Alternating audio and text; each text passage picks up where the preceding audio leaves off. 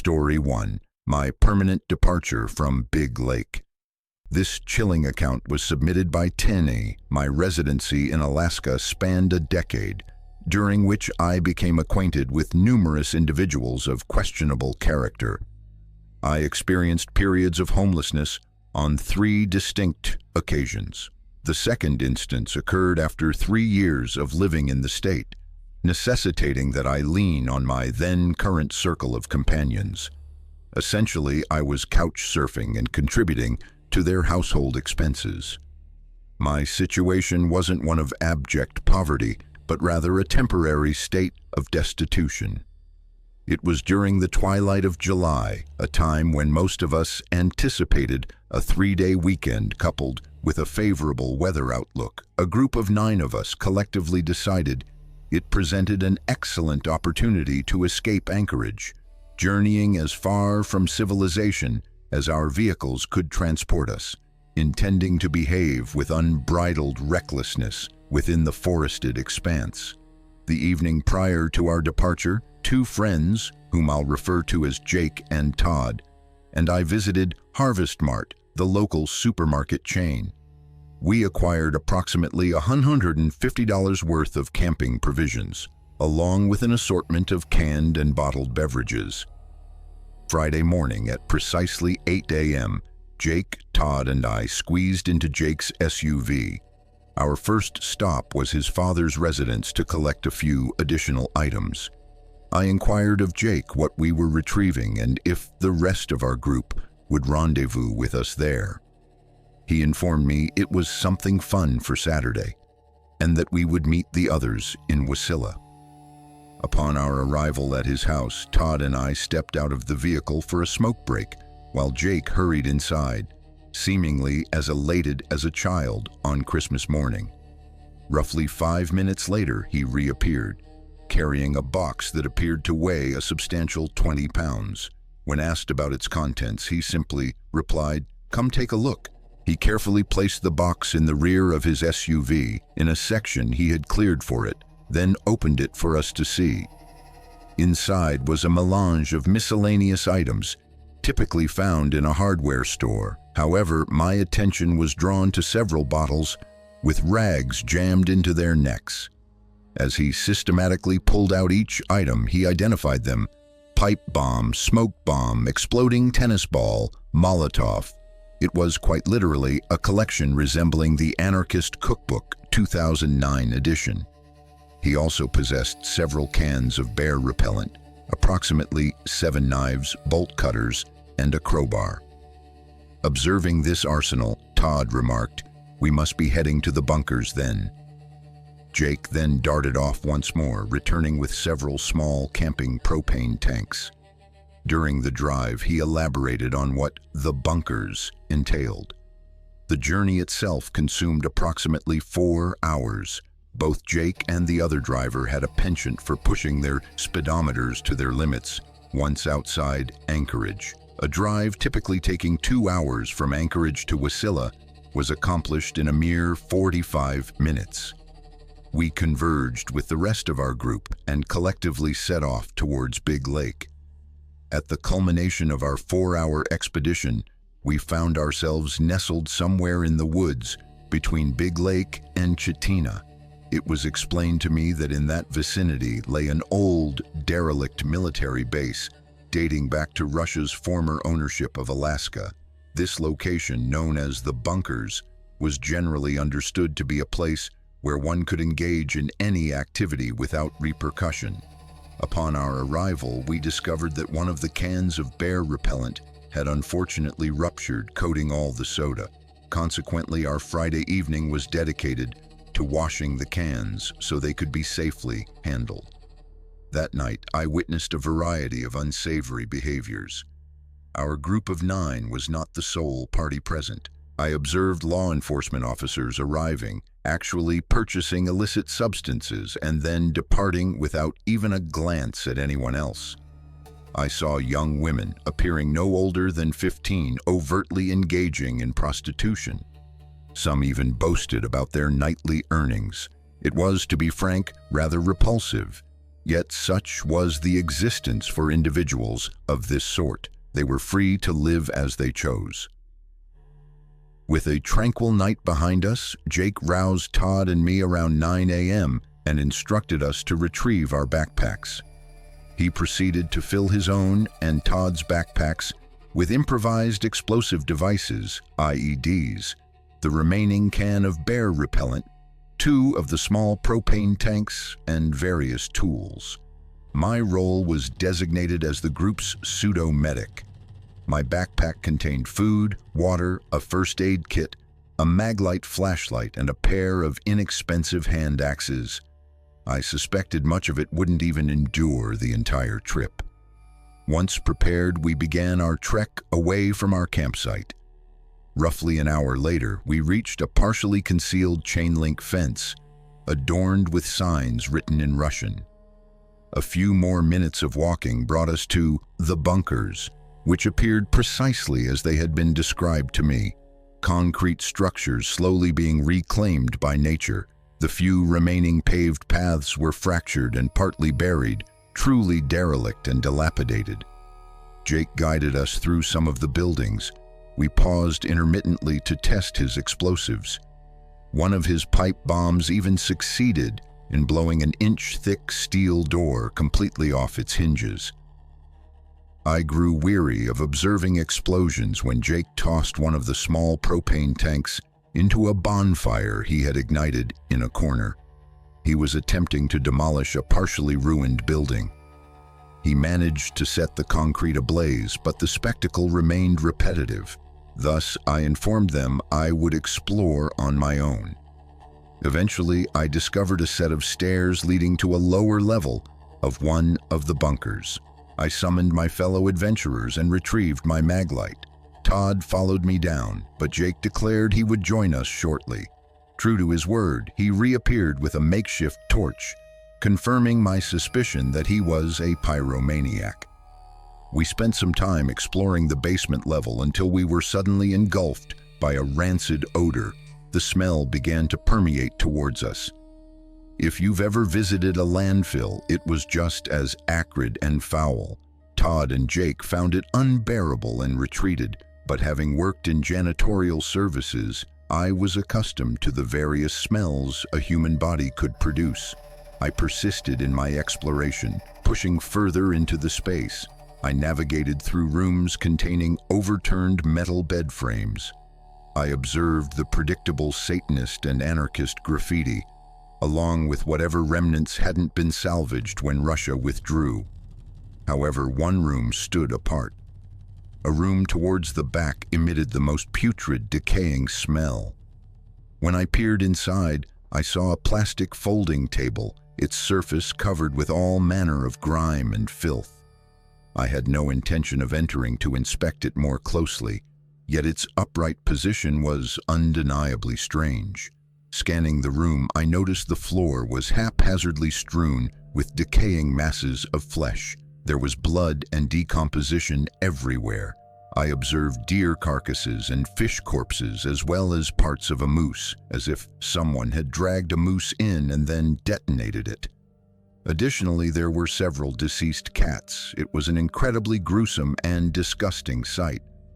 I was about to move on to the next room when I heard a muffled boom. Dirt cascaded from the ceiling, followed by a deep, guttural growl.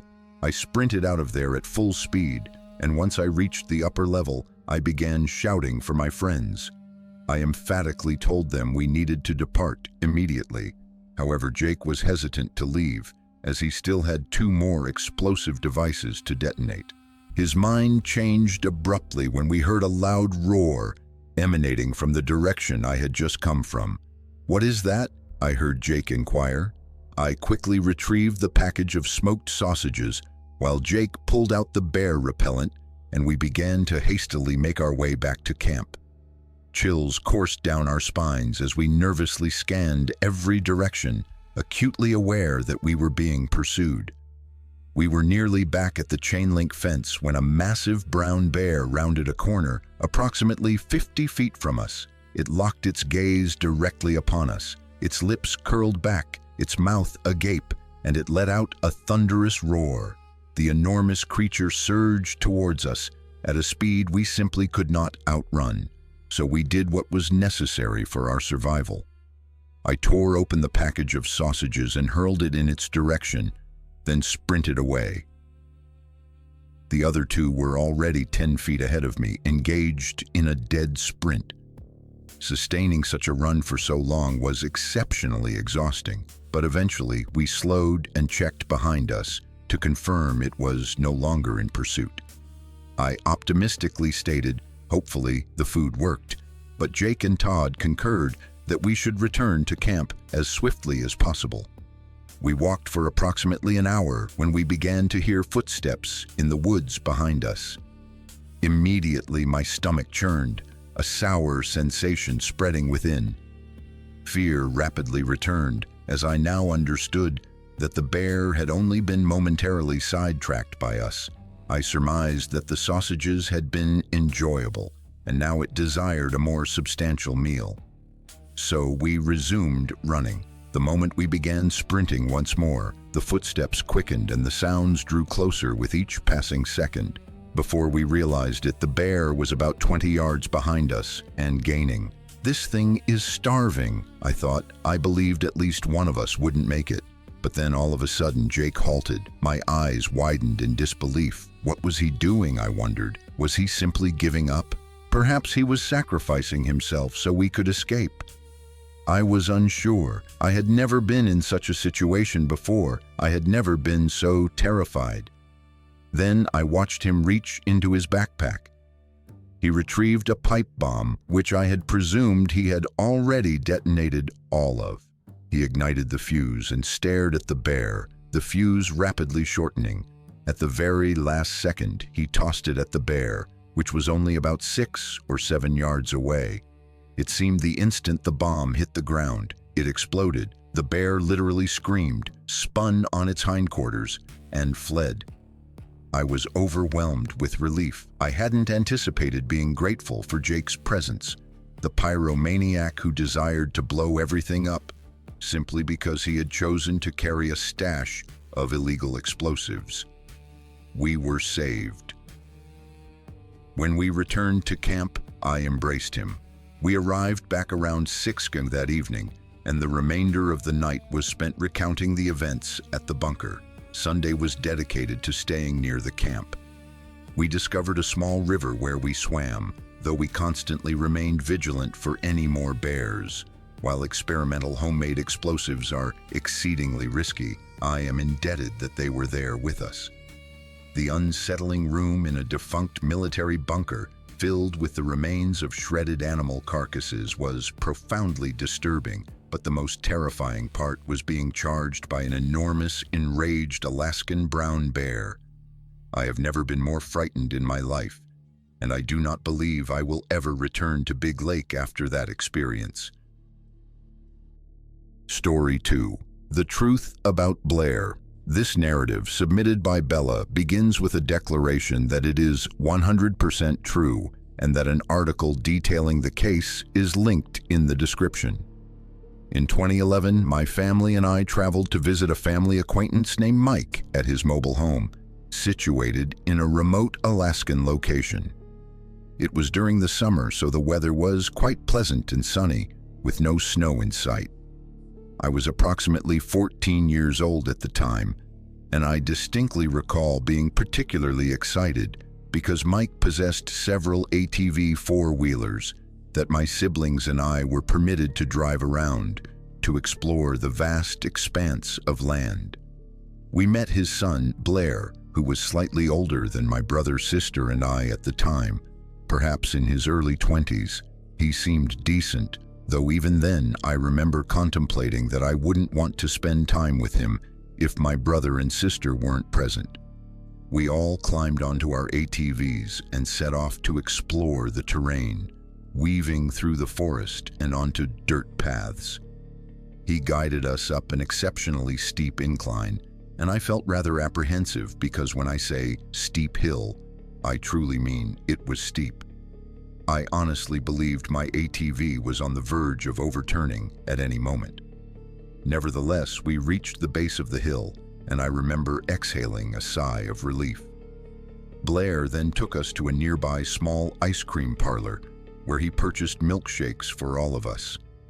After this treat, I began to feel more at ease around him. Following the milkshakes, we met his friend, Trevor, at a basketball court.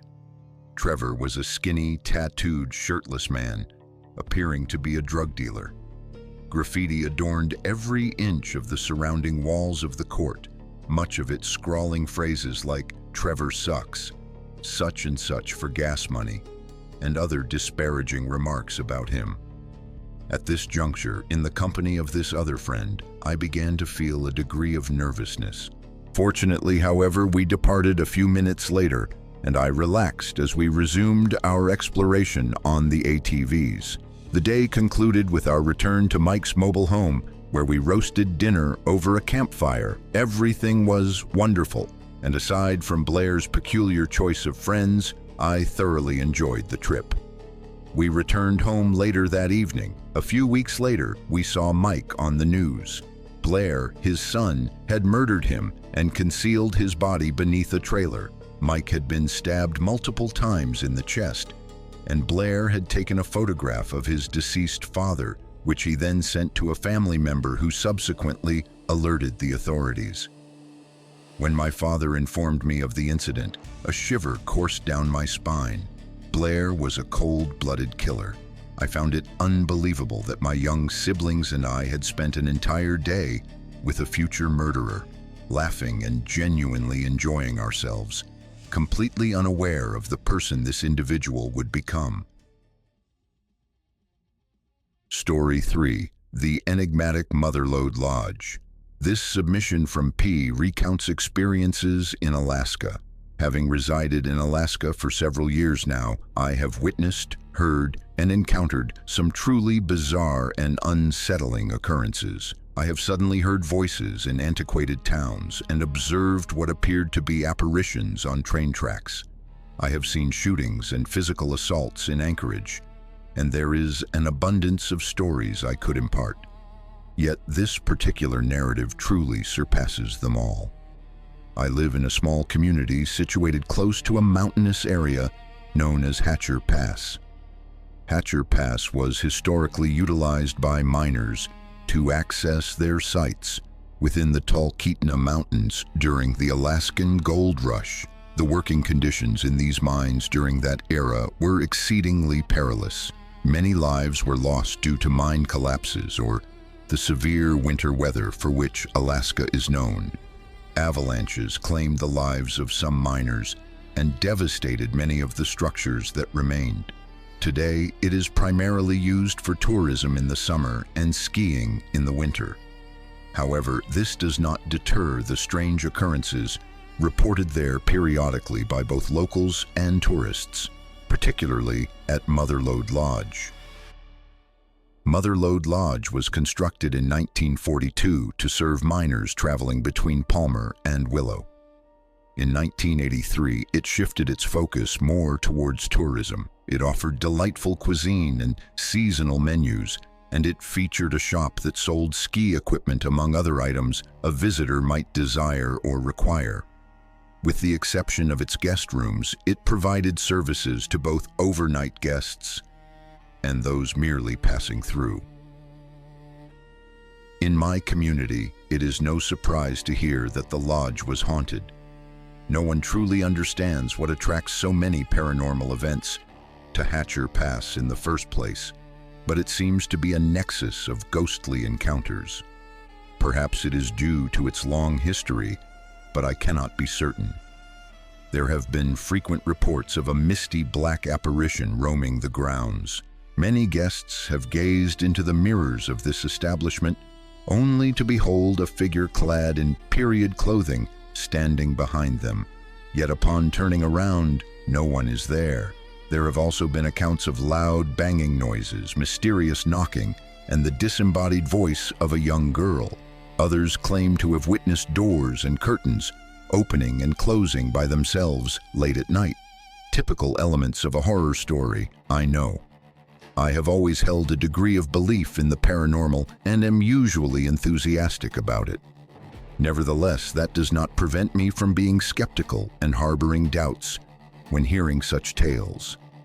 It seemed like the perfect backdrop, a beautiful place with such a dark history, to be haunted, so I initially dismissed it. If anything, it could have been a tactic employed to draw more guests, which was my initial thought until I experienced my own encounter. I was 15 years old at the time of this incident.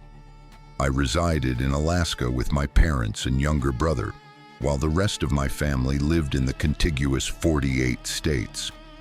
It was summer, and my paternal grandparents were visiting for a week. Our plan was to take them to our favorite spots, offering a perfect blend of scenery and history, typical tourist activities.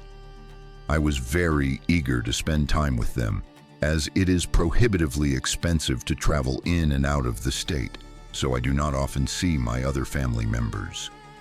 We decided to make Hatcher Pass our first destination, primarily because it offers magnificent views and exploring the abandoned mines is genuinely captivating. Additionally, it's only a 20-minute drive from my house, making it a very convenient excursion. We spent the day guiding my grandparents around the pass.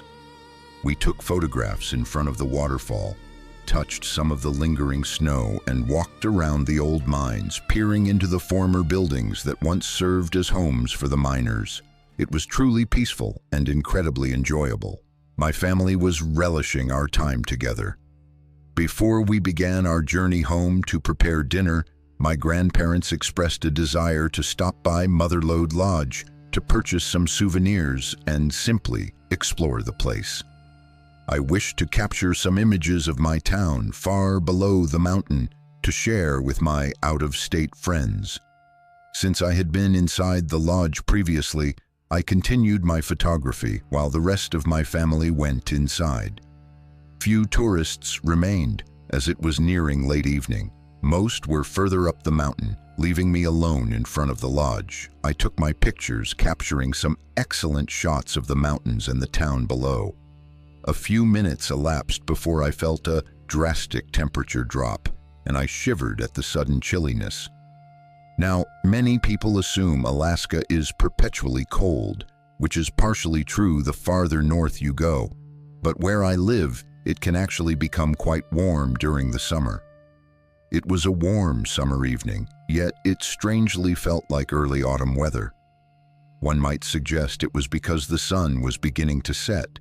But what people say about the sun never truly setting here during the summer is quite accurate. It only dips for about an hour around 3 a.m. or so, and even then, it's not very dark, so it was still amply bright when this occurred. I was bewildered by the abrupt change, but didn't dwell on it excessively. I reasoned that perhaps the mountain was generating its own weather, as that often happens here. I decided I had taken enough pictures and placed my phone in my bag, intending to head inside the warm lodge until it was time to leave. I was just starting to turn towards the building when I caught sight of something black moving in the corner of my eye. I will not deny that my heart sank. This was because I thought a black bear had wandered over without my noticing. Bears can be incredibly brutal. They have killed and mauled many locals and tourists, usually those who were not attentive to their surroundings. One is supposed to make a lot of noise and make oneself appear large if encountering a bear in the wild. Height can sometimes intimidate them, prompting them to leave you alone. You are also never supposed to run from a bear, as it makes you appear as prey and excites them. I exerted my utmost effort to remain calm, slowly turning and raising my arms to enlarge my perceived size. I opened my mouth to begin making any loud noise I could conjure, but I froze when I realized nothing was there. I paused before lowering my arms and dismissing it. I concluded I was simply imagining things. I turned back towards the lodge, already having forgotten what had just transpired. I was approximately 10 feet from the door when I blinked, and suddenly a young girl was standing off to the side. She appeared to be around 8 years old. Her clothing was peculiar, seeming out of place.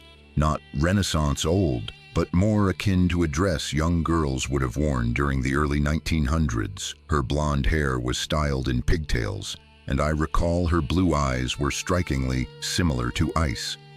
She was perhaps 5 feet from the lodge's porch and was silently staring directly at me. I visibly jumped, startled, as I was certain she had not been there before. As I looked at her, I could not suppress a feeling of dread forming in my stomach.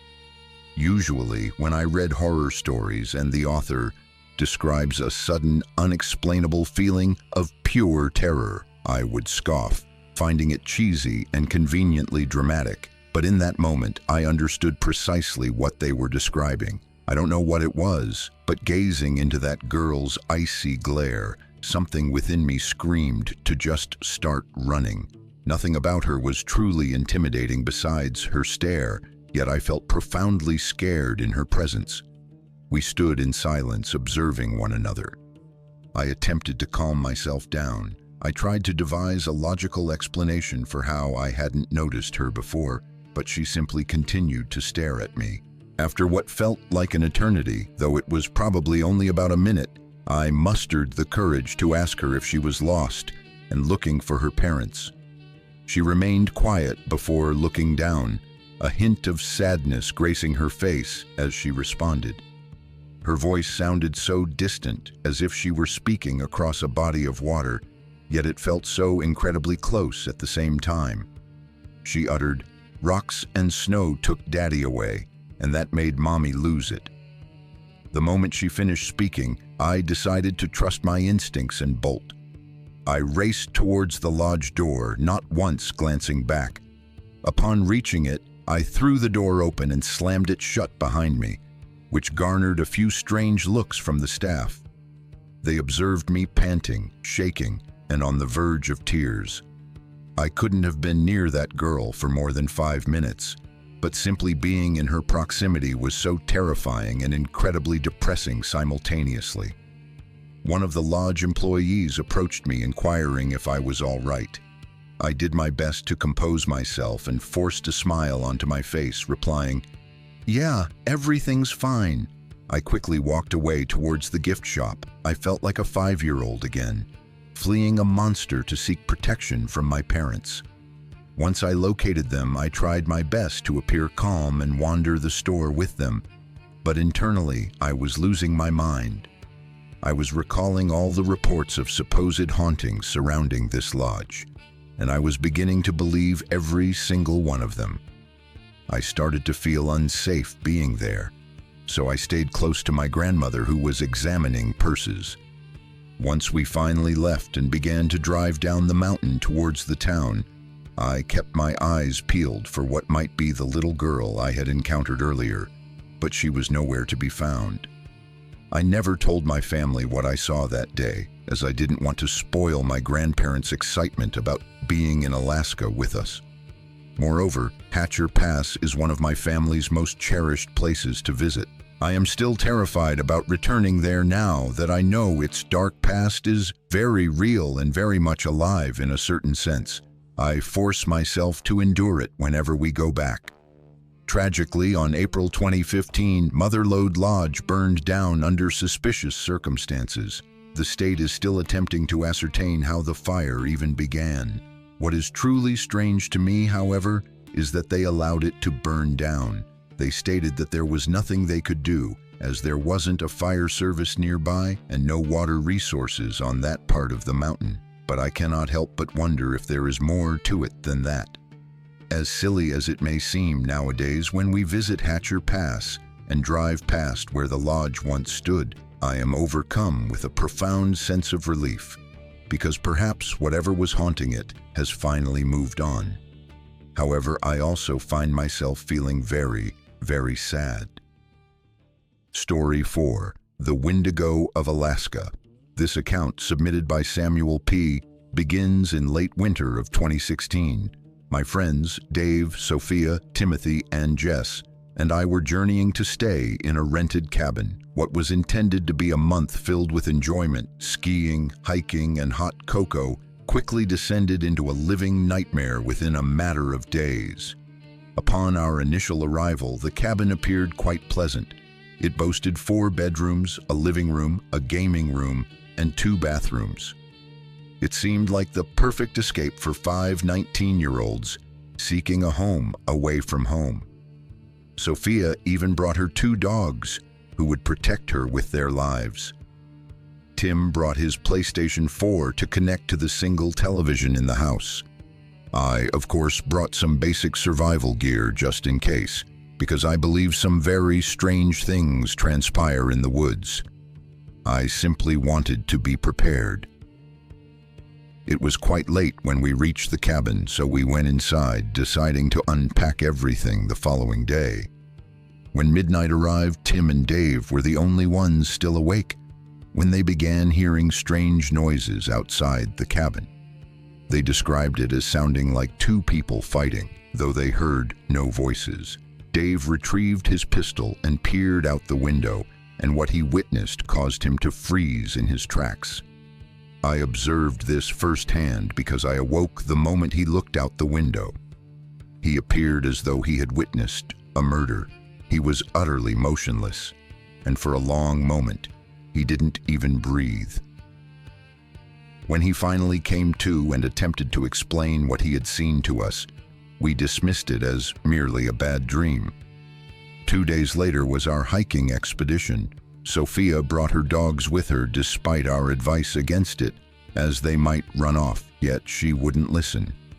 We packed a substantial bag filled with supplies. Every hour, the person carrying the bag would pass it to someone else to prevent any one individual from becoming overly exhausted. About an hour or 2 into our hike, Sophia's dogs began barking at what seemed to be nothing. Sophia managed to calm one of the dogs, but the other continued to bark incessantly. Before she could soothe it, it bolted off into the woods. Sophia immediately ran after it. Being the friends that we weren't going to abandon her, hoping she would simply find her way back, so we ran after her as well. We ran for several minutes before we found Sophia staring into the woods, visibly frightened. Her dog was whimpering, looking in the same direction she was. It took a minute before I finally saw it. I almost thought it was another person, but only almost. Then I realized this thing was exceptionally tall.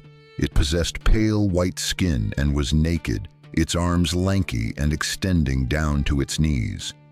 But what truly captured my attention were its eyes. They were glossy and dull, yet somehow stood out the most. Perhaps it was their intimidating gaze. Before we had time to react, this creature lunged at Sophia, pushing her to the ground. Tim, unexpectedly, literally fainted and collapsed into the snow. Jess rushed over, attempting to rouse him, but it was futile. Then, amidst all the commotion, there was a very loud bang and everyone paused. Dave had retrieved his pistol from his back and shot at the creature. He hit it, and the thing responded by letting out a blood-curdling scream. This was our window of opportunity to escape. Jess swung Tim over her shoulders as I grabbed Sophia. She had a huge gash on her arm from where the beast had bitten her. Her dogs were following closely behind. We made it to my car, but just as I started it, I saw a flash of pale skin. It was the creature bolting directly towards the car. Fortunately, we managed to drive away before it could reach us. The nearest hospital was approximately half an hour away from the hiking site. We informed the hospital that she had been attacked by a bear because we knew they wouldn't believe our true story. More than 4 months have passed since that day, and I don't believe any of us have fully recovered from that experience. Story 5. Stalked by Purple Eyes. Something peculiar occurred one night when I secretly slipped out through my window to go driving with some friends. You see, I reside on a rural island in Alaska. It's small, only about 25 miles wide, so what my friends and I enjoyed doing for fun was driving around it late at night, naturally, to intensify the thrills and chills. My friend Damien was at the wheel. My small group decided it would be a fantastic idea to drive far up into the mountains. We began our drive around 11:30 that night and reached the mountain summit around 12:15. My friend Kane thought it would be a good idea to ride in the back of the truck so he could gaze at the stars as we drove. Of course, he eventually got cold, so we stopped and pulled over. This was a dirt road entirely enveloped by forest. Kane was climbing back into the truck, nearly frozen, when I caught sight of something in the truck's headlights. It was peeking out from behind a thick spruce tree, and it was exceedingly tall, far too tall, with deep purple eyes. Its mouth was brimming with teeth, and its entire body was snow white. The moment I laid eyes on it, the hair on my arms stood on end, and my instincts screamed at me to shriek. Instead, I whispered quietly to my friends, Damien and Kane, "We need to back up as fast as you can and drive the opposite way." Damien and Kane were understandably confused. Then I motioned my head towards the large tree. I watched as Damien's face turned ghastly white. The car then jerked as he threw it into reverse, and we drove away as fast as we possibly could. Kane was still bewildered, repeatedly asking what on earth was happening. I turned around to look at Kane, but what I saw instead was the creature tailing us on all fours, easily keeping pace. I yelled at Damien to drive faster, and at this point, Kane turned around to look, and I have never heard a man scream so loudly. We continued driving as fast as the winding roads would permit, with the creature still following very closely behind. Once we reached the paved road, I could no longer see the creature, but I knew it was still there. I could feel it. After that, we were all profoundly shaken. Damien dropped us off, but I continued to feel unsafe even after I was back in my bed. I couldn't explain what we had witnessed, and that terrified me beyond measure. I could still feel it watching for a week afterward, as if it were just outside, waiting to get me alone.